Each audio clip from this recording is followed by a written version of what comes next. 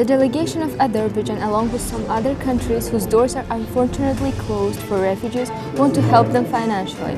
They plan to fund the countries with some free space and deserted areas so they can build special camps for the refugees and therefore host them there. Syria wants UK to host more refugees, but UK says that it cannot do so because they already accepted more refugees than they have planned in 4 years. But the delegation doesn't want to completely close the doors, and it proposes to divide the refugees in groups so that each country can adopt some of them.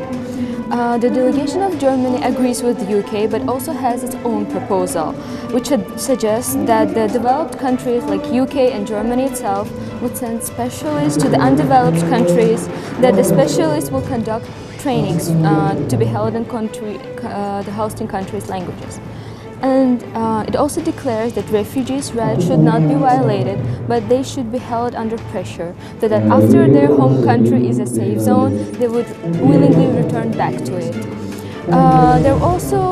There were also a lot of discussions whether hosting countries should provide refugees with jobs, and Switzerland made an interesting statement that if the refugees are provided with jobs, the unemployed part of the hosting country will rise and rebel. Also, there were a lot of discussions about the buffer zones, and Australia made an interesting statement, state that in buffer zone there should be camps with very good conditions, because in Lebanon, for example, many refugees are freezing to death.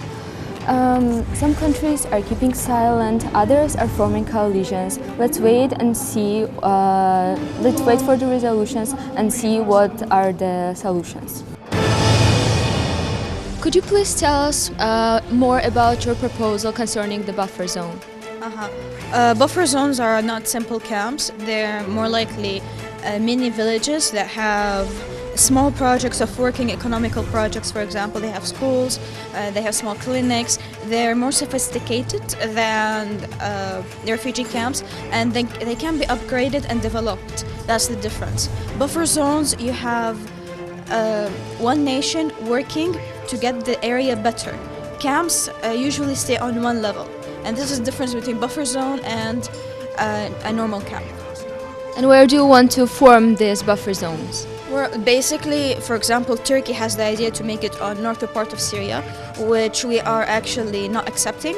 Our idea in our resolution is to make it either the first neighboring country of the conflict or of the refugee, or the second neighboring country after that. But we're giving still priority to the first neighboring country. UNHCR is gonna finance that from the fund, everything. So we hope this idea works.